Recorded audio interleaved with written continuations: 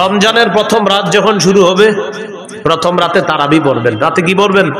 সাহাবী কেরামের ঐক্যমতে 20 রাকাত তারাবি, সাহাবায়ে কেরামের ঐক্যমত 20 রাকাত তারাবি পড়বেন প্রথম রাতে। সাহারির সময় উঠা নবীর 12 মাসের একটা আমল আছে, 8 রাকাত তাহাজ্জুদ। বলেন কোন মাসের আমল এটা? 12 মাস নবী কয় রাকাত তাহাজ্জুদ পড়তেন? 8 রাকাত। এই 12 মাসের তাহাজ্জুদের 8 রাকাতের আমলটা সাহারির সময় করতে পারেন। হুজুর কেন 12 মাস করলে সমস্যা কি? আপনি কইরেন, আজকেও করেন, সমস্যা নেই, আজকেও আপনি 8 রাকাত করেন। কিন্তু রমজানে যেহেতু সাহারির সময় আল্লাহ আমাদেরকে উঠায়া দেয়, যেহেতু আমরা উঠি, একটা সুযোগ আছে আমাদের, তো এই সুযোগটা গ্রহণ করে রমজানে আমরা 8 রাকাত তাহাজ্জুদ পড়ার চেষ্টা করব। তাহলে তাহাজ্জুদ বলেন 12 মাসের আমল, বলেন তাহাজ্জুদ 8 রাকাত তাহাজ্জুদ, এটা কোন মাসের আমল? এটা আপনি রমজানে পড়তে পারেন যেহেতু সাহারির সময় ওঠেন। আর তারাবি এটা 12 মাসের আমল না, এটা শুধু রমজানের আমল। তাহলে তারাবি 20 রাকাত পড়বেন সাহাবায়ে কেরামের ঐক্যমতে। হাফেজ সাহেব যারা আছি আমরা একটু ধীরস্থির ভাবে তারাবিতে তেলাওয়াত করব, যেন মুসল্লিরা তেলাওয়াতগুলা বুঝতে পারে। দ্রুত আমরা তেলাওয়াত করব না, খুব সুন্দরভাবে আমরা তেলাওয়াত করব। কাদির, হাকিম, আলিম, সুদূর, এগুলা কিন্তু মুসল্লিরা বুঝে। 12 নাম্বার পাড়ায় রশিদ আছে না, কয়েকবার রশিদ, আমাদের এক মুসল্লি নাম আব্দুর রশিদ, উনি গনছে, কয় হুজুর আজকে আমি 12 নাম্বার পাড়াটা পড়ছি, আর আমার নামটা কয়েকবার ছিল, আমি গুনছি আপনি এতবার পড়ছেন কিনা রশিদ, আমারে বলছে 12 নাম্বার পাড়ার দিন। একদম পুরো আব্দুর রশিদ ভাই এখন আছে লালবাগে, উনি 12 নাম্বার পাড়ার দিন আমার 1 বছর বলছে। এখন আমি ওই মসজিদে না, আর এক মসজিদে দাঁড়াই পড়াই, তো যে ওখানে যখন পড়াইতাম লালবাগে আপনার আমলিগোলা এসি মসজিদ, তো ওখানে আব্দুর রশিদ ভাই আছে একজন, তো উনি ওনার নাম যেহেতু আব্দুর রশিদ, তো 12 নাম্বার পাড়ায় রশিদ আছে কয়েকবার, তো উনি গুনে রাখছে যে উনি 12 নাম্বার পাড়াটা পড়ছে, আর গুনে রাখছে রশিদ, হ্যাঁ এভাবে গুনে রাখছে আপনার যে ওমা আমরু ফিরআউনা বিরশিদ। প্রতি রাতে একজন বলে, ও গুনাহকারী, যে গুনাহ করো প্রতিদিন, তুমি খালি অকল্যাণ তালাশ করো, আরে হইছে তো, থামো না এবার। প্রতি রাতে একজন বলতে থাকে। আর যারা কল্যাণের প্রত্যাশী তাদেরকে প্রতি রাতে একজন ডেকে বলতে থাকে, ও কল্যাণের অন্বেষণকারী, যাও আরো আগে বেড়ে যাও, তুমি আরো আগে বেড়ে যাও। তাহলে কি শিখলাম? রমজান মাস সংযত হওয়ার মাস, আগে বেড়ে যাওয়ার মাস। আমরা ইবাদতের মাধ্যমে আমরা যেন আগে বেড়ে যেতে পারি, আল্লাহ তৌফিক দান করেন। রমজান মাস নেকির কাজ আগের মাসে যা করছেন এই মাসে করলে এই নেকিটা আল্লাহ আরো বাড়ায় দিবে, সব বহুগুণে বৃদ্ধি করার মাস হলো রমজান মাস। এক আনসারী নারীকে রাসূল সাল্লাল্লাহু আলাইহি সাল্লাম বললেন, قال رسول الله صلى الله عليه وسلم لامرأة من الأنصار, নবীজি এক আনসারী নারীকে বললেন, ইআতামিরি, রমজান মাসে তুমি উমরা করো। রমজানে কি করো? তুমি উমরা করো। ফাইন্না উমরাতান ফীহি তা'দিলু হাজ্জাতান, রমজান মাসে উমরা করা হজের সমতুল্য হয়ে যায়। দেখছেন নি? রমজানে উমরা করবেন, হজের সমতুল্য। এজন্য আপনারা যারা উমরার নিয়ত আছে অনেকের, মাশাআল্লাহ, আপনি পারলে একটু রমজানে উমরা করেন। ফাইন্না উমরাতান ফীহি, রমজানে উমরা করা তা'দিলু হাজ্জাতান, হজের সমতুল্য হয়ে যায়। আল্লাহ যাদেরকে সামর্থ্য দান করছে, একবার রমজানে একটু গিয়ে দেখেন কি অবস্থা হয় সেখানে, আল্লাহ তৌফিক দান করেন। তাহলে রমজান মাস সওয়াব বহুগুণে বৃদ্ধির মাস। এই মাস হলো কি মাস? রমজান মাস। রমজান মাস শয়তানকে শিকলে আবদ্ধ করার মাস। قال رسول الله صلى الله عليه وسلم إذا كان أول ليلة من شهر رمضان صفدت الشياطين وفي رواية سلسلة الشياطين ومردة الجن, রমজানের প্রথম রাত যখন শুরু হয় অবাধ্য জিনগুলাকে শিকলে আবদ্ধ করা হয়, শয়তানকে শিকলে বন্দী করা হয়। তাহলে রমজানে আমরা দুষ্টামি করি কেন? রমজান মাসে শয়তান তো শিকলে আবদ্ধ, রমজানে এরপরে গুনাহ করে না অনেকে? এটা কেন করে বলেন? অভ্যাসগত গুনাহ। কি গুনাহ? রমজানে যারা গুনাহ করে এটা অভ্যাসগত গুনাহ করে। প্রতিদিন রাত 7টা বাজে সে রিমোট দিয়ে টেলিভিশন ছাড়ে। রমজানে আপনার ইফতারির পরে কি করছে? 7টা বাজে বাস রিমোটটা হাতে নিয়ে ছেড়ে দিয়েছিল। স্ত্রী বলে, রমজান মাস আপনারা জানেন না? ও ইন্না লিল্লাহি ইন্না ইলাইহি, মানে ওনার মনে নাই, আসলে উনি যে রমজান এটা মনে নাই। আজকে রিমোটটা নিছে রমজানে, কি কারণে? অভ্যাস। ওই যে প্রতিদিন টেলিভিশন ছাড়ে, রমজানেও ছাড়ছে, অভ্যাসগত গুনাহ। এখান থেকে কি বোঝা যায়? আপনি আজকে থেকে গুনাহ ছেড়ে দেওয়ার অভ্যাস করেন, না হয় রমজানে গিয়ে অভ্যাস ছাড়তে পারবেন না। আল্লাহ তৌফিক দান করেন। আল্লাহ তাআলা পবিত্র কোরআনে বলেন, ওয়াযারু যাহিরাল ইসমি ওয়া বাতিনা, প্রকাশ্য গুনাহ গোপন গুনাহ ছেড়ে দাও। রমজানের প্রস্তুতির মধ্যে এটা একটা প্রস্তুতি, প্রকাশ্য গুনাহ গোপন গুনাহ ছেড়ে দাও। তাহলে আজকে থেকে প্রকাশ্য পাপ গোপন পাপ সবগুলা ছেড়ে দিব, বলেন ইনশাআল্লাহ। সূরা আনআমের 151 নম্বর আয়াতে আল্লাহ বলেন, ওয়ালা তাকরাবুল ফাওয়াহিশা মা যাহারা মিনহা ওয়া মা বাতান, প্রকাশ্য অশ্লীলতা গোপন অশ্লীলতার কাছেও যেও না। প্রকাশ্য অশ্লীলতা গোপন অশ্লীলতার কাছেও যেও না। আপনি মোবাইলে কিছু গুনাহ করেন, রাতে দরজা বন্ধ করে আড়ালে আবডালে, যা আপনার মা জানে না, আপনার বাবা জানে না, আল্লাহ দেখছে আপনাকে প্রতিটা মুহূর্তে। এই প্রকাশ্য পাপের কাছে যাওয়াটা এখনই ছেড়ে দেন। যেমন জিনা নামক পাপের মধ্যে অনেকে জড়িয়ে পড়ে মোবাইলের মাধ্যমে। কানের জিনা, চোখের জিনা, ভিডিও কলে কথা বলছেন, যার সাথে কথা বলা হারাম, চোখের জিনা হচ্ছে। যার সাথে কথা বলা হারাম, তার সাথে কথা বলছেন, মুখের জিনা হচ্ছে। দেখে দেখে কথা বলছেন, চোখের জিনা। কানে শুনছেন তো কানের জিনা। মোবাইলে কোনো SMS লিখছেন খারাপ, তাকে এটা হাতের জিনা হচ্ছে। তার সাথে সাক্ষাৎ করবেন, পা দিয়ে হেঁটে হেঁটে রওনা করলেন, পায়ের জিনা হচ্ছে। অন্তরে কল্পনা করছেন সে দেখতে এমন এমন, অন্তরের জিনা হচ্ছে। সহিহ বুখারী 6612 নম্বর হাদিস। রাসূলুল্লাহ সাল্লাল্লাহু আলাইহি সাল্লাম বলেন, ইন্নাল্লাহা কাতাবা আলা ইবনি আদম হাযযাহু মিনাজ জিনা আদরাকা যালিকা লা মাহালা। আল্লাহ তাআলা আদম সন্তানকে জিনার পরীক্ষা দ্বারা পরীক্ষা করেন। এই পরীক্ষায় সবাই পড়বে। ফাজিনাল আইনি আন-নাজরু, চোখের জিনা হলো দেখা। এবার আমার সাথে একটু বলেন, বলেন যাকে সরাসরি দেখা হারাম, চোখের জিনা, তাকে মোবাইলে দেখাও চোখের জিনা হারাম। যুবক ভাইয়েরা একটু আওয়াজ দিয়ে বললেন, যাকে সরাসরি দেখা হারাম তাকে মোবাইলে দেখা, যাকে সরাসরি দেখলে চোখের জিনা হয় তাকে মোবাইলে দেখলেও ফাজিনাল আইনি আন-নাজরু, চোখের জিনা হলো দেখা। ওয়া জিনাল লিসানাল মানতিক, জিহ্বার জিনা হলো কথা বলা। ওয়ান নাফসু তামান্না ওয়া তাশতাহি, অন্তরের জিনা হলো কল্পনা করা। আপনি কল্পনা করছেন মনে মনে, অন্তরের জিনা। সত্যি করে বলেন, এই জিনায় মানুষ কি পরিমাণ প্রতিদিন প্রতিনিয়ত জড়িয়ে পড়ছে। আর কত বলেন, কবে আপনি গুনাহ ছাড়বেন?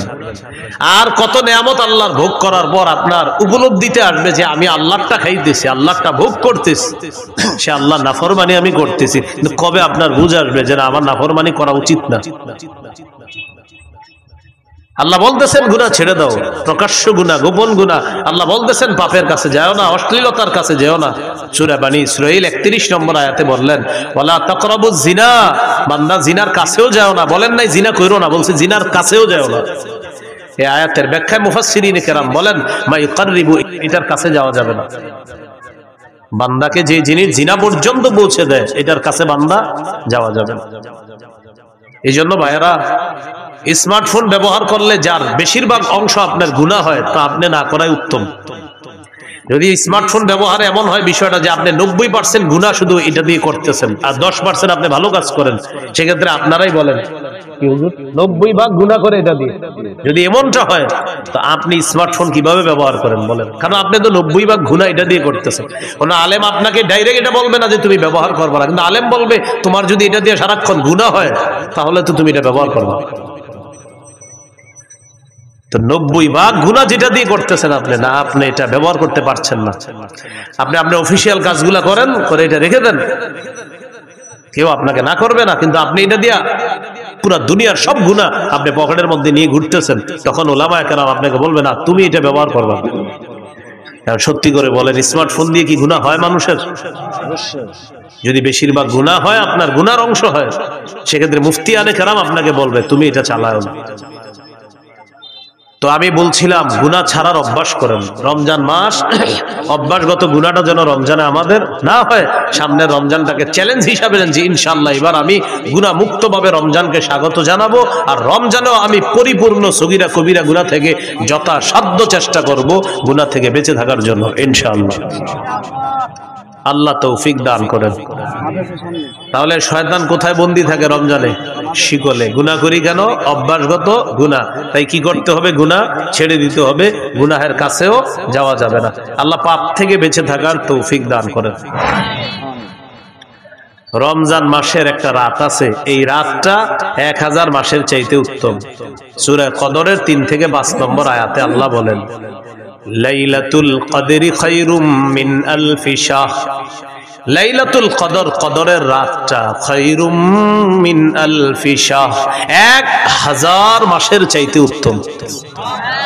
কয় হাজার মাসের চাইতে? 21, 23, 25, 27, 29, 5টা বেজর রাতে ঘুমাবিনি না, সারা রাত ইবাদত করার চেষ্টা করবেন। 27কে কেন্দ্র করে অপেক্ষা থাকেন না, 21 ইবাদত করবেন, 23তম রজনীতে ইবাদত করবেন, 25তম রজনীতে ইবাদত করবেন, 27, 29তম রজনীতে ইবাদত করবেন। বুখারীতে ইবনে আব্বাসের একটা riwayat আছে, উনি বলেন 24তম রজনীতেও লাইলাতুল কদর হতে পারে। বুখারীর বর্ণনা। কত? 24তম। এই বর্ণনা দেখার পর আমার নিজস্ব উপলব্ধি কি জানেন? শেষের দশকে জোর বেজোর বুঝি না, পুরা 10টা রাতই ইবাদতে কাটানো। শেষের দশক পুরো ইবাদতে কাটান। এর সহজ সিস্টেম, ইতিকাফে বসে যান। ইতিকাফে বসে যান, বাস শেষ দশক, শেষ 10 রাতটা আপনি শুধু ইবাদতে কাটাবেন। এর সহজ উপায় কি? ইতিকাফে যদি বসে যান তখন তো আপনি সারাক্ষণ ইবাদতে আছেন। সুবহানাল্লাহ। এইজন্য যারা ইতিকাফে বসে তারা তো লাইলাতুল কদর পেয়ে যাবে। তো যাই হোক, এই রমজানটা শেষের দশকটা একদম মনোযোগ সহকারে প্রতিদিন ইবাদত করবেন, প্রতি রাত বেশি থেকে বেশি ইবাদত করবেন। আল্লাহ তৌফিক দান করেন।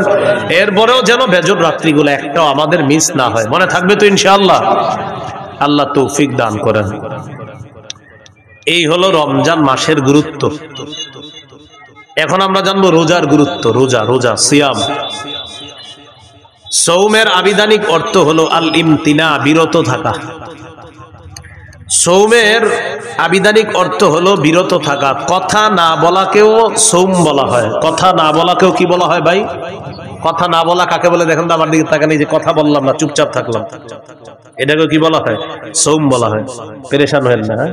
ফ্যান খুঁজতেছেন, পেরেশান হয়েন না, সমস্যা নেই। হ্যাঁ, আমার গরম দেখে উনি পেরেশান যে ফ্যান লাগবে না, ফ্যান লাগবে না। এটা হয় এই মুহূর্তগুলো আপনার হঠাৎ গরম, হঠাৎ ঠান্ডা। কিছুদিন পরে হয়তো গরমকাল আল্লাহ তাআলা দিয়ে দিবেন। সৌমের আবিধানিক অর্থ আল ইমতিনা, বিরত থাকা। সৌমের আরেকটা আবিধানিক অর্থ হলো কথা বলা থেকে বিরত থাকা। এইটা আমাদের দেশে যদি আইন করা যাইতো, রমজানে কথা না বলা, খুব ভালো হইতো। এমনি রোজা রাখে না খায়া, কিন্তু জিহ্বা বন্ধ রাখে না। মানে জিহ্বাকে খানা থেকে বন্ধ রাখলেও আপনার এটা দিয়ে গুনাহ থেকে বন্ধ রাখে না, মানে খানা থেকে বন্ধ, গুনাহ থেকে কিনা বন্ধ। যদি এরকম একটা মানে আপনার আইন হয়ে যেত যে বিশেষ করে বাংলাদেশে যারা আছে এদের জন্য জিহ্বাটা নিয়ন্ত্রণ করতে হবে। কারণ আমাদের দেশে আপনার রমজান আসলেই সব জিনিসের দাম বাড়ানো শুরু হয়, জিহ্বার মিথ্যা শুরু হয়। অথচ সারা পৃথিবীর অন্যান্য দেশে রমজান যত আসে মুসলমানদের জন্য দ্রব্য মূল্য তত সহনীয় করে দেওয়া হয়, কমায় দেওয়া হয়। সৌদি আরবে রমজান যত আসে, আগে যেটার দাম ছিল বেশি, খেজুরের দাম যদি হয় 10 রিয়াল, রমজান মাসে করে দিবে 5 রিয়াল। পানির দাম যদি হয় 2 রিয়াল, রমজানে 1 রিয়াল। তাদের ইয়াকিন যে একে আল্লাহ 70 দিবে, এটা তাদের ইয়াকিন। আমরা কি করি? যত রমজান কাছে আর খালি খুঁজে হুজুর যে কি কি খায় মুসলমান। 1 নাম্বার খেজুর, বাস বাড়াও দাম। 2 নাম্বার রমজানের কতটুকু অংশ গরম থাকবে? শেষ 20 গরম থাকবে। এবার রমজান আপনার শেষের 20 একটু গরম হবে, তাহলে তরমুজ আটকায় রাখো। শেষের 20-এ মারো তরমুজ ইচ্ছা মতো। প্রথমে আটকায় রাখবে, ছাড়বে না প্রথম দিকে, তখন এটা বাড়াবে, গুদামজাত করবে, এরপরে আপনার এটা সময় মতো বাড়ায় দিবে। এটা কি বলেন ভালো কাজ হলো না এটা সুযোগের অসৎ ব্যবহার করা হলো? অসৎ ব্যবহার। এটা মুসলমানকে, রোজাদারকে কষ্ট দেওয়ার শামিল। আল্লাহ হেফাজত করেন। এই হলো আপনার রমজান মাস। সৌমের একটা অর্থ হলো কথা থেকে বিরত থাকা, এটাও সৌমের একটা অর্থ। যেমন পবিত্র কোরআনে সূরা মারিয়ামে আছে, ঈসা নবীকে তার আম্মা যখন কোলে নিয়ে মানুষের কাছে যাইতেছে, টেনশনে পড়ে গেছে। ঈসা নবীর আম্মা বলতেছে, আল্লাহ ইয়া লাইতানি মিততু ক্বাবলা হাযা, আহারে এই দৃশ্যের আগে যদি আমি মারা যাইতাম ভালো হইতো। ওয়া কুনতু নাসিয়াম মানসিয়া, আমার যদি সব ভুলাইয়া দেওয়া হইতো, আমি যদি এমন হইতাম যে সব ভুলে গেছি তাহলে ভালো হতো। আমার যদি সবাই ভুলে যেত ভালো হতো, কারণ আমি এখন সন্তান নিয়ে যাব, আমার স্বামী নাই, কোনো পুরুষ আমাকে স্পর্শ করে না, জাতি তো আমাকে বলবে সন্তান করতে গেছে। তো বলতেছে ইয়া লাইতানি মিততু ক্বাবলা হাযা, হায় আমি যদি এর আগে মারা যাইতাম। ঈসা নবীর আম্মা এটা বলতেছে। তো আল্লাহ তাআলা ঈসা নবীর আম্মাকে বললেন, فَإِمَّا تَرَيِنَّ مِنَ الْبَشَرِ أَحَدًا فَقُولِي إِنِّي نَذَرْتُ لِلرَّحْمَنِ صَوْمًا فَلَنْ أُكَلِّمَ الْيَوْمَ إِنسِيًّا।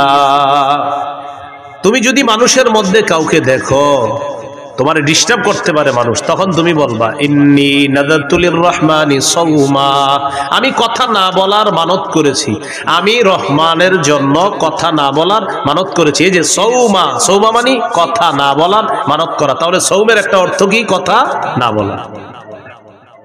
ফালান উকাল্লিমাল ইয়াউমা ইনসিয়া, আজ আমি কিছুতেই কার সাথে কথা বলবো না, কোনো মানুষের সাথে কথা বলবো না। মাহফিল হইতেছে না যারা, কিসের আওয়াজ? কিছু ব্যস্তেছে মনে হয় কেউ মাইক দিয়ে, নিষেধ করেন তো। এরকম আপনাদের মাহফিলের পাশে মাইক বাজবে কেন? তো আল্লাহ তাআলা বললেন, মারিয়াম তুমি কোন পুরুষকে যখন দেখবা, মানুষকে দেখার পর বলবা আমি রহমানের জন্য কথা না বলার মানত করেছি, আমি কারোর সাথে কথা বলবো না। খুব মন দিয়ে শুনবেন, বুঝাইতে চাইলাম সৌমের একটা অর্থ হলো কথা বলা থেকে বিরত থাকা। তো আমি বলতেছিলাম রমজান মাসে জিহ্বাটারে বিরত রাখার খুব চেষ্টা করা। কেন? একটু বুঝেন। হাদিসে আসছে রাসূল সাল্লাল্লাহু আলাইহি সাল্লাম বলেছেন, সিয়াম হলো ঢাল, যতক্ষণ এই ঢালটাকে ছিদ্র না করা হবে। বলেন তো সিয়াম কি? ঢাল, জাহান্নাম থেকে বাঁচার ঢাল। এটাকে যতক্ষণ কি না করা হবে, ছিদ্র। রোজা নামক ঢাল ছিদ্র হয় দুটি অপরাধে। কয় অপরাধে? মিথ্যা এবং গীবত। এখন আপনারা বলেন মিথ্যা গীবত হয় কি দিয়ে? জিহ্বা দিয়ে। তাহলে রমজানের রোজাটা হলো ঢাল, ততক্ষণ যতক্ষণ এটাকে ছিদ্র না করা হবে। রমজান নামক রোজা বা রমজানের মাসের যে রোজা, এই রোজা নামক ঢালটা ছিদ্র হয় দুটি অপরাধে। একটি হলো মিথ্যা বলা, আরেকটি হলো গীবত করা। মিথ্যা এবং গীবত হয় জিহ্বা নামক অঙ্গের মাধ্যমে। তাই আজকে থেকে চেষ্টা করা আমরা জিহ্বাকে নিয়ন্ত্রণ করা, এটার মাধ্যমে যেন আমাদের রোজাগুলা ছিদ্র না হয়, যথাসাধ্য চেষ্টা করা। আল্লাহ হেফাজত করেন। তাহলে এবার আপনারা বলেন রোজা ছিদ্র হয় কয় অপরাধে? কি কি? মিথ্যা আর গীবত হয় কোন অঙ্গের মাধ্যমে? তাহলে জিহ্বাকে এখন থেকেই সংযত করা, নিয়ন্ত্রণ করা। আল্লাহ তৌফিক দান করেন। তিরমিজির হাদিস 2406 নম্বর হাদিস, 2406। এই হাদিসের বর্ণনাকারী উকবা ইবনে আমির রাদিয়াল্লাহু তাআলা তিনি রাসূল সাল্লাল্লাহু আলাইহি সাল্লামকে প্রশ্ন করলেন, মান নাজাতু ইয়া রাসূলুল্লাহ, ওগো আল্লাহর রাসূল মুক্তির উপায় কি আমি আপনার কাছে জানতে চাই। রাসূলুল্লাহ সাল্লাল্লাহু আলাইহি সাল্লাম বললেন মুক্তির উপায় তিনটি। ভাই মুক্তির উপায় কয়টি? তিনটি। এক নাম্বার, আমসিক আলাইকা লিসানাক, তুমি তোমার জবান সংযত রাখবা, জিহ্বা সংযত রাখবা, এটা মুক্তির এক নাম্বার উপায়। এখান থেকে বোঝা যায় জিহ্বা আপনাকে বিপদে ফেলবে। নবী বললেন মুক্তির এক নাম্বার উপায় জবান নিয়ন্ত্রণ করবা। দুই নাম্বার, ওয়ালিয়াসাকা বাইতুকা, তোমার ঘর যেন তোমার জন্য প্রশস্ত হয়। এটার উদ্দেশ্য হলো আপনি কাজ শেষ করে তাড়াতাড়ি বাসায় চলে যাবেন। 6টা বাজে বাসায় যাওয়ার কথা, আপনি রাত 10টা 11টা বাজছে এখনো বাসায় যান না। স্ত্রী ফোন দিয়েছে, কি ব্যাপার 6টায় বাসায় আসার কথা, সর্বোচ্চ 6:30 7টা বাজতে পারে, আপনি এখনো আসেন নাই কেন? বন্ধুদের সাথে আসি না, বন্ধুদের সাথে থাকা যাবে না। আপনার কাজ শেষ, বাসা, বাসা থেকে বের হয়েছেন কাজ, হয়তো কাজে নয়তো বাসা, নয়তো বাসা নয়তো কাজে, অন্য কোথাও থাকবেন না। নবী বলেন মুক্তির 2 নাম্বার উপায় বাসায় থাকো। কেন? কারণ বাহিরে যেই গুনাহগুলো আপনি করবেন আপনার স্ত্রী, সন্তান, মা বাবার সামনে সেগুলা মন চাইলেও করতে পারবেন না। তাই নবী বললেন মুক্তির 2 নাম্বার উপায় বাসায় থাকো। ওয়ালিয়াসাকা বাইতুকা, ঘর যেন তোমার জন্য প্রশস্ত হয়। তাহলে কি শিখলাম? আড্ডাবাজি করা যাবে না। 3 নাম্বার, ওয়াবকি আলা খাতিআতিক, তুমি তোমার গুনাহের জন্য কান্নাকাটি করো, তুমি তোমার গুনাহের জন্য কান্নাকাটি করো। তাহলে এখানে মুক্তির তিনটা উপায়। এক নাম্বার, জিহ্বা সংযত রাখা, জবান সংযত করা। বলেন তো, রোজা নামক ঢাল ছিদ্র হয় কয় অপরাধে? কি কি? মিথ্যা গীবত হয় কি দিয়ে? নবী মুক্তির উপায় বলছে কয়টা? এর মধ্যে এক নাম্বার কি নিয়ন্ত্রণ করা? জিহ্বা। তিরমিজির হাদিস 2407 নম্বর হাদিস, 2407 এই হাদিসের মধ্যে আসছে, قال رسول الله صلى الله عليه وسلم إذا أصبح ابن آدم فإن الأعضاء كلها تكفر اللسان اتق الله فينا فإنما نحن بك فإن استقمت استقمنا وإن اعوججت اعوججنا। আদম সন্তান যখন সকালে ঘুম থেকে ওঠে, আমি আপনি আমরা যখন আগামীকাল সকালে ঘুম থেকে উঠব, আমার আপনার সমস্ত অঙ্গ প্রত্যঙ্গ গুলা জিহ্বাকে ডাক দেয়। কাকে? জিহ্বাকে ডেকে বলে ইত্তাকিল্লাহ ফিনা, ও জিহ্বা আমাদের ব্যাপারে আল্লাহকে ভয় করো। পা জিহ্বাকে ডাক দেয়, হাত জিহ্বাকে ডাক দেয়, নাক জিহ্বাকে ডাক দেয়, চোখ জিহ্বাকে ডাক দেয়, কান জিহ্বাকে ডেকে বলে ও জিহ্বা আমাদের ব্যাপারে আল্লাহকে ভয় করো। কারণ আমরা তোমার মাধ্যমে নিয়ন্ত্রিত, জিহ্বাকে বলে সবাই। জিহ্বা তুমি যদি সোজা থাকো আমরাও সোজা থাকবো, ঠিক থাকবো। জিহ্বা তুমি যদি বাঁকা হয়ে যাও আমরাও বাঁকা হয়ে যাও। তাহলে বলেন তো, রোজা নামক ঢাল ছিদ্র হয় কয় অপরাধে? কি কি? মিথ্যা গীবত হয় কোন অঙ্গ দিয়ে? জিহ্বা দিয়ে। সমস্ত অঙ্গ প্রত্যঙ্গ কাকে বস মানে? জিহ্বা। জিহ্বা বস সবার, এজন্য এটা নিয়ন্ত্রণ করেন না। তিরমিজির হাদিস 2408 নম্বর হাদিস, قال رسول الله صلى الله عليه وسلم من يتكفل لي ما بين لحييه وما بين رجليه اتكفل له بالجنة। রাসূলুল্লাহ সাল্লাল্লাহু আলাইহি সাল্লাম বলেন, আমার কোন উম্মত যদি দুটি অঙ্গের নিশ্চয়তা আমাকে দিতে পারে যে সে জিহ্বা দিয়ে গুনাহ করে না আর লজ্জাস্থান দিয়ে গুনাহ করে না, দুই চোয়ালের মাঝের অঙ্গ তথা জিহ্বা, দুই রানের মাঝের অঙ্গ তথা লজ্জাস্থান, এই দুটি অঙ্গ দিয়ে সে গুনাহ না করার নিশ্চয়তা যদি আমাকে দিতে পারে, আমি নবী তাকে জান্নাতে নেওয়ার জিম্মাদার হয়ে যাব। তিরমিজির হাদিস 2409 2409 قال رسول الله صلى الله عليه وسلم من وقاه الله شر ما بين لحييه وما بين رجليه دخل الجنة।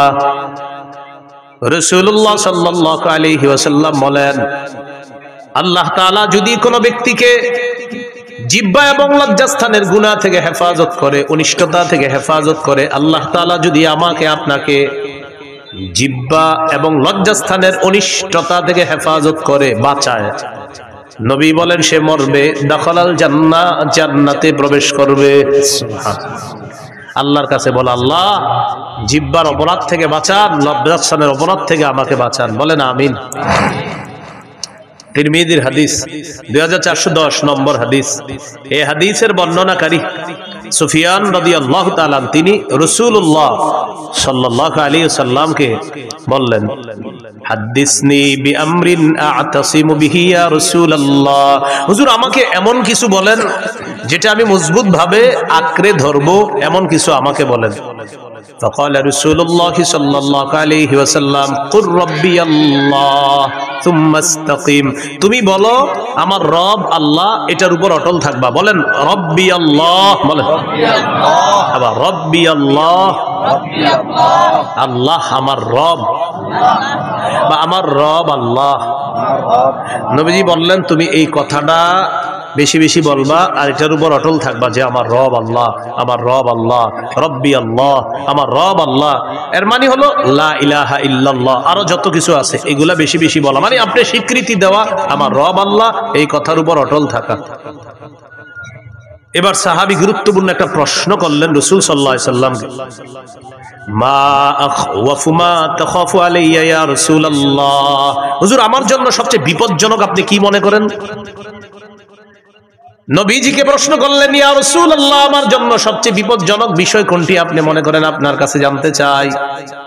ফাখাযা বিলিসানি নাফসিহি, নবী নিজের জিহ্বা মুবারক ধরে বললেন, হাযা, এটা, হাযা, এটা। নবী নিজের জিহ্বা ধরে বললেন, এটা, এটা তোমার জন্য সবচেয়ে বিপজ্জনক মনে করি। কেমন যেন আমাকে, আপনাকে, সকলকে এটা দ্বারা আল্লাহ রাসূল হুঁশিয়ার বাণী দিচ্ছেন। এক সাহাবীকে নবীজি বলতেছেন, তোমার জন্য সবচেয়ে বিপজ্জনক মনে করি, নিজের জিহ্বা দেখায় বলতেছে, হাযা, এটা, এটা, এটা। শুধু কি সাহাবীকে বলেছেন না আমাদের সকলকে? সকলকে, এটা, এটা সবচেয়ে বিপজ্জনক। তাহলে মূল কথায় চলে আসি। রোজা ছিদ্র হয় কয় অপরাধে? কি কি? মিথ্যা গীবত হয় কোন অঙ্গ দিয়ে? জিহ্বা। সবচেয়ে বিপজ্জনক অঙ্গের নাম কি? সমস্ত অঙ্গ প্রত্যঙ্গের বসের নাম কি? জিহ্বা। সবাই সকালবেলা কারে ডাকতে থাকে? জিহ্বা। তাহলে এটা বেশিরভাগ মানুষকে জাহান্নামে নিবে। আল্লাহ হেফাজত করেন। তিরমিজির হাদিস 2616 নম্বর হাদিস, 2616। হাদিসের বর্ণনাকারী মুআদ ইবনে জাবাল রাদিয়াল্লাহু তাআলা তিনি বলেন, কুনতু মা রাসূলিল্লাহি সাল্লাল্লাহু আলাইহি ওয়াসাল্লাম ফি সাফারিন, আমি রাসূলুল্লাহ সাল্লাল্লাহু আলাইহি সাল্লামের সাথে এক সফরে ছিলাম।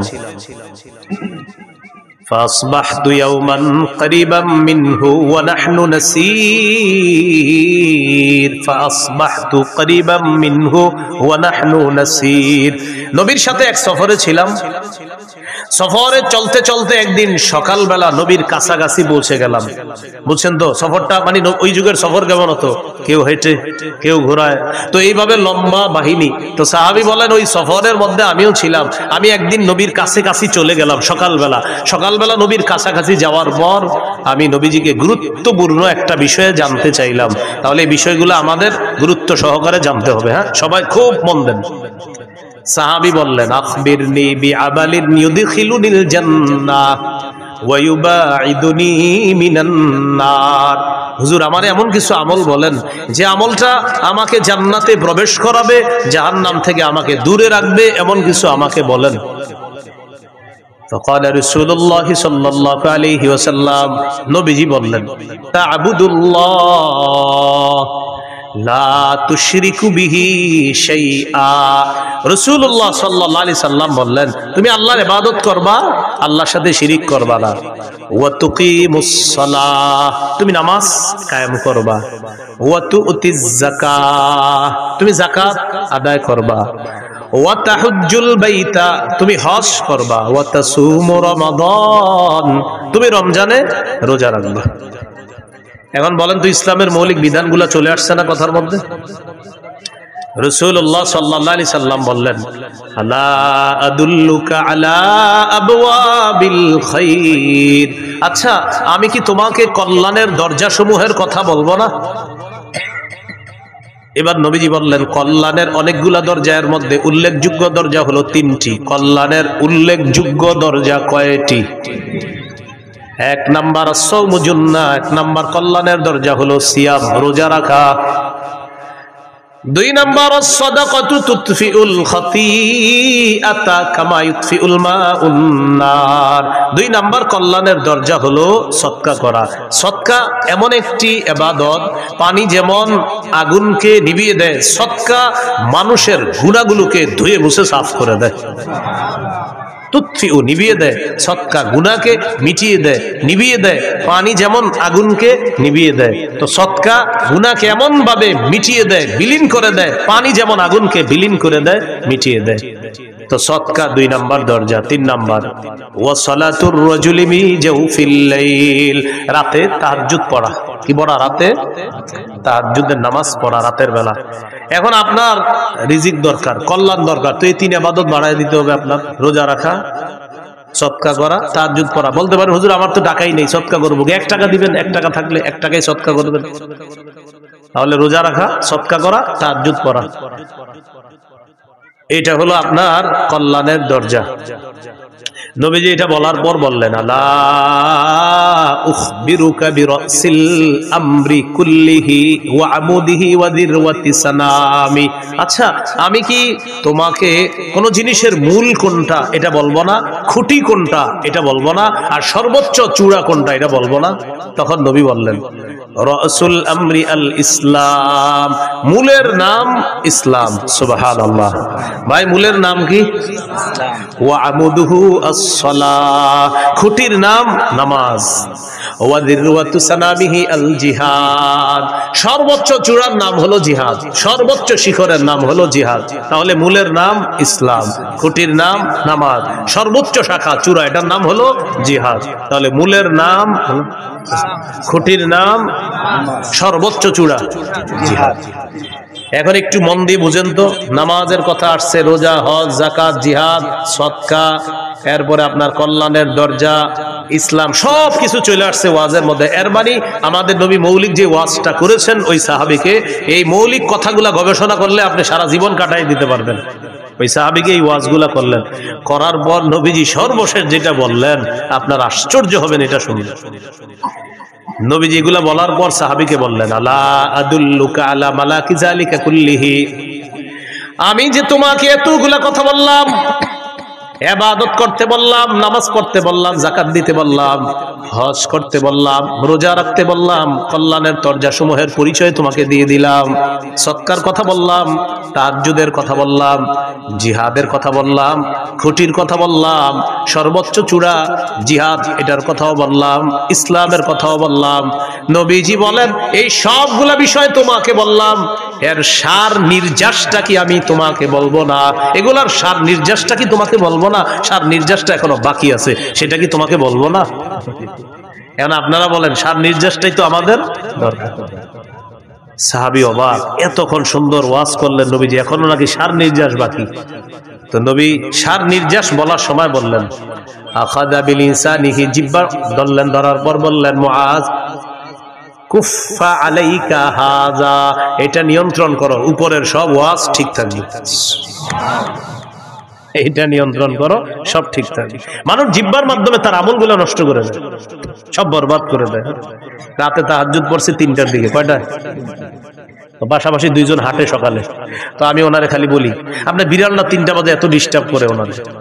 উনি আমার একদিন বলে, আচ্ছা 3টায় ডেলি আপনারই ডিস্টার্ব করে কেন? তা আমি বললাম, 3টায় তাহাজ্জুদ পড়ি তো, এই জন্য বিড়ালটা ওই সময় আমার ডিস্টার্ব। মানে আমার এতদিন বিড়াল বলার মাকসাদ হলো ওনারা জানানো আমি যে 3টায় তাহাজ্জুদ পড়ি। আসলে ওনার বিড়াল ডিস্টার্ব করে এটা আমার মূল উদ্দেশ্য না। উদ্দেশ্য উনি আমারে বলবে যে আচ্ছা বিড়ালটা 3টায় ডিস্টার্ব করে যেন আপনার 3টা একেও না 59ও না 2টা, কিন্তু 3টায় ডেলি ডিস্টার্বটা করে কেন? আসলে ভাইজান আমি 3টায় তাহাজ্জুদ পড়ি তো এই জন্য ডিস্টার্ব করে। উদ্দেশ্য আমি তাকে জানানো যে আমি যে তাহাজ্জুদ পড়ি, জিহ্বা রাতের আমলগুলা সব বরবাদ করে দিন। ভাই কথা বুঝে আসছেনি? তো নবীজি বললেন সব ঠিক থাকবে, এইটা ঠিক রাখো। এটা সাহাবী প্রশ্ন করলেন, ইন্না লামুআখাযুনা বিমা নাতাকাল্লামু বিহি ইয়া রাসূলুল্লাহ, ইয়া রাসূলুল্লাহ, জিহ্বার অপরাধেও কি আমাদেরকে পাকড়াও করা হবে, ধরা হবে? আপনার কাছে জানতে চাই। নবীজি বললেন, হাল ইয়াকুবুন নাসা ফিন নারি আলা ওয়ুজুহিহিম আও আলা মানাখিরিহিম ইল্লা হাসাইদু আলসিনাতিহিম, বেশিরভাগ মানুষের মাথাটা নিচের দিকে, পাগুলা উপরের দিকে দিয়ে জাহান্নামে তাকে নিক্ষেপ করা হবে শুধু তার জিহ্বার কর্তৃত্ব ফসলের কারণে, জিহ্বার অপরাধের কারণে তাকে জাহান্নামে নিক্ষেপ করা হবে শুধুমাত্র জিহ্বার অপরাধে। তাহলে বলেন বেশিরভাগ মানুষ জাহান্নামে যাবে কোন অঙ্গের অপরাধে? রোজা ছিদ্র হয় কয় অপরাধে? কি কি? মিথ্যা গীবত হয় কোন অঙ্গ দিয়ে? জিহ্বার কারণে বেশিরভাগ মানুষ কোথায় যাবে? নবী বললেন জাহান্নাম থেকে বাঁচার ঢাল হলো রোজা। রোজা ছিদ্র হয় মিথ্যা আর গীবতের মাধ্যমে, মিথ্যা গীবত হয় জিহ্বা দিয়ে। নবী বলেন জিহ্বার কারণে বেশিরভাগ মানুষ জাহান্নামে। আল্লাহ আমাদেরকে হেফাজত করে। তাহলে জিহ্বার গুনাহ থেকে বাঁচবো তো ইনশাআল্লাহ। এই হলো সওমের আবিধানিক অর্থ, মনে আছে না? মনে নাই? সওমের আবিধানিক অর্থ বিরত থাকা, আর আরেকটা হলো বললাম কতবা। 3টি জিনিস থেকে বিরত থাকার নাম মৌলিকভাবে সিয়াম। খানা পান করা, স্ত্রী সহবাস থেকে বিরত থাকা, এটার নাম হলো সিয়াম। এটা পারিভাষিক অর্থ। রমজানের রোজা যে ফরজ করা হয়েছে 4টি ধাপে ফরজ করা হয়েছে। কয় ধাপে? বাস একটু যদি আপনারা মন দিয়ে শোনেন, আশা করি বিষয়গুলো ক্লিয়ার ভাবে বুঝে আসবে। একটু আমার সাথে বলেন, বলেন অভ্যাস, আদেশ, ফরজ, তবে একটু ছাড়। বলেন 4 নাম্বার ফরজ, কোনো ছাড় নাই। আবার 1 নাম্বার, বলেন 1 নম্বর অভ্যাস, 2 আদেশ, 3 ফরজ, তবে ধনীদের জন্য ছাড় ছিল। বলেন ধনীদের জন্য 4 নাম্বার, বলেন 4 নাম্বার ধনী গরিব সবার উপর ফরজ, কোনো ছাড় নাই। এই 4টি ধাপে রমজানের রোজা ফরজ করা হয়েছে। 1 নাম্বার অভ্যাস, তিরমিজির হাদিস, 761 নম্বর হাদিস।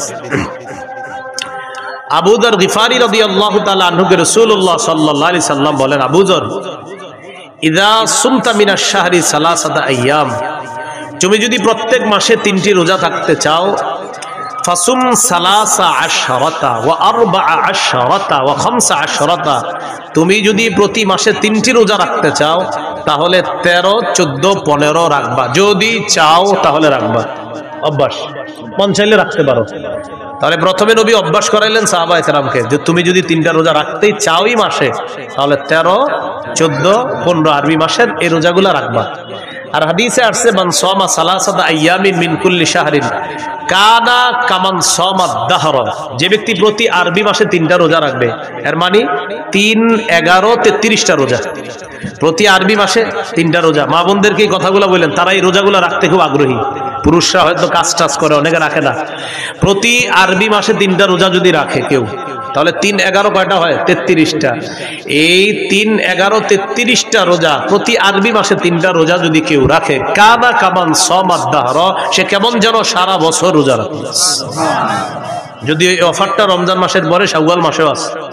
রাসূলুল্লাহ সাল্লাল্লাহু আলাইহি সাল্লাম বলেন, মান সামা রমাদান, যে ব্যক্তি রমজানের পুরা রমজান রোজা রাখলো, সুম্মা আতবাহু সিত্তাম মিন শাওয়াল, এরপরে শাওয়ালের 6টা রোজা রাখবে, কানাকা সিয়ামিদ দাহরি কুল্লি, সে যেন সারা বছর রোজা রাখলো।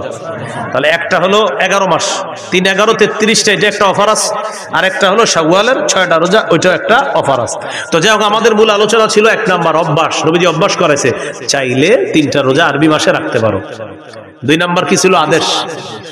সহিহ বুখারীর 2002 নম্বর হাদিস, আয়েশা সিদ্দিকা রাদিয়াল্লাহু তাআলা আনহার বর্ণনা, তিনি বলেন, কানা ইয়াউমু আশুরা, আশুরার দিনটা এমন ছিল, তাসুমুহু কুরাইশুন ফিল জাহিলিয়াহ, জাহিলি যুগে কুরাইশরা মুহররমের 10 তারিখে রোজা রাখত। ওয়াকানা রাসূলুল্লাহ সাল্লাল্লাহু আলাইহি ওয়াসাল্লাম ইয়াসুমু, নবীজিও মুহররমের 10 তারিখে রোজা রাখতেন। খুব বুঝেন, জাহিলি যুগে কুরাইশরা মুহররমের 10 তারিখে রোজা রাখত। আমাদের নবীজি সাল্লাল্লাহু আলাইহি সাল্লাম তিনিও রোজা রাখতেন। কবে? মুহররমের 10 তারিখ। ফালাম্মা কাদিমাল মাদিনা, নবীজি যখন মদিনা আসলেন, আসার পর দেখে ইহুদিরা মুহররমের 10 তারিখে রোজা রাখে। ফাকাল রাসূলুল্লাহ সাল্লাল্লাহু আলাইহি ওয়াসাল্লাম, নবীজি বলেন, আচ্ছা তোমরা আজকে রোজা রাখো কেন মুহররমের 10 তারিখে? ইহুদিরা জবাব দিল, হাদা ইয়াউমুন নাজ্জাল্লাহু ফীহি মূসা, এটা এমন একটা দিন যেই দিনে আল্লাহ মূসা নবীকে ফেরাউনের বাহিনী থেকে মুক্তি দিয়েছিলেন। ফাসামাহু শুকরান লিল্লাহ, মূসা নবী শুকরিয়া আদায় করার জন্য মুহররমের 10 তারিখে রোজা রাখছে। আমরা তার অনুসরণে মুহররমের 10 তারিখে রোজা রাখি। কাদের বক্তব্য? ইহুদিদের। আমাদের নবীজি বললেন, মূসা নবীর অনুসরণ করা বা তাকে মহব্বত করার ক্ষেত্রে তোমাদের চেয়ে বেশি দাবিদার, হকদার আমরা। সুবহানাল্লাহ। মূসা নবীকে অনুসরণ করার ক্ষেত্রে আমরা বেশি হকদার, মূসা নবীর সুন্নাহ পালন করার ক্ষেত্রে আমরা বেশি হকদার, মূসা নবীকে ভালোবাসার ক্ষেত্রে আমি আর আমার উম্মত বেশি হকদার। মুসলমান যারা, নবীজি গুরুত্ব দিয়ে মুহররমের 10 তারিখে রোজা রাখা শুরু করলেন। সাহাবীদেরকে আমারও বিসিয়ামিহি আদেশ করলেন, এখন থেকে মুহররমের 10 তারিখে তোমরাও রোজা রাখবা। অন্য বর্ণনায় আছে মুহররমের 10 তারিখে তোমরা রাখবা, যেহেতু ইহুদিরা রাখে তোমরা আগে পরে একটা রাখবা, হয়তো 9, 10 রাখো, না হয় 10, 11 রাখো, তাদের বিরোধিতা করো। বুঝে আসছেনি? তাহলে এটা কি অভ্যাস না হুকুম? তাহলে 1 নাম্বার ছিল অভ্যাস, 2 নাম্বার হুকুম, আমারও বিসিয়ামিহি, এই মুহররমের 10 তারিখে রোজাটা রাখো তোমরা। 3 নাম্বার ফরজ, তবে একটু ছাড়। কাদের জন্য? ধনীদের জন্য। সূরা বাকারার 183 নম্বর আয়াতে আল্লাহ বলেন, ইয়া আইয়ুহাল্লাযীনা আমানু কুতিবা আলাইকুমুস সিয়াম, হে ঈমানদারগণ তোমাদের উপর সিয়াম ফরজ করা হয়েছে। কামা কুতিবা আলাল্লাযীনা মিন ক্বাবলিকুম লাআল্লাকুম তাত্তাকুন, যেমনি ভাবে পূর্ববর্তীদের উপর সিয়াম ফরজ করা হয়েছে। তাহলে এবার সিয়াম ফরজ করা হয়ে গেল। তবে পরে আয়াতে আল্লাহ বলেন ওয়া আলাল্লাযীনা ইউতীকুনাহু ফিদিয়াতুন তাআমু মিসকিন, সম্পদশালী মানুষের মধ্যে যাদের জন্য রোজা রাখতে কষ্ট হয়, সম্পদশালীদের মধ্যে যাদের জন্য রোজা রাখতে কি হয়, কষ্ট হয়, তারা চাইলে রোজা না রেখে ফিদিয়াতুন, একটা ফিদিয়া আদায় করে দিবে। তাআমু মিসকিন, অসহায় মিসকিনদেরকে একদিন খাওয়ায়া দিবে। তাহলে 3 নাম্বার ফরজ রোজা। তবে ধনী মানুষ যারা, তারা যদি রোজা রাখতে কষ্ট হয় তাহলে একটা রোজার বিনিময়ে একজন মিসকিনকে খাওয়ায়া দিবে ফিদিয়া হিসাবে। এটা ছিল 3 নাম্বার ফরজ। তবে একটু ছাড়।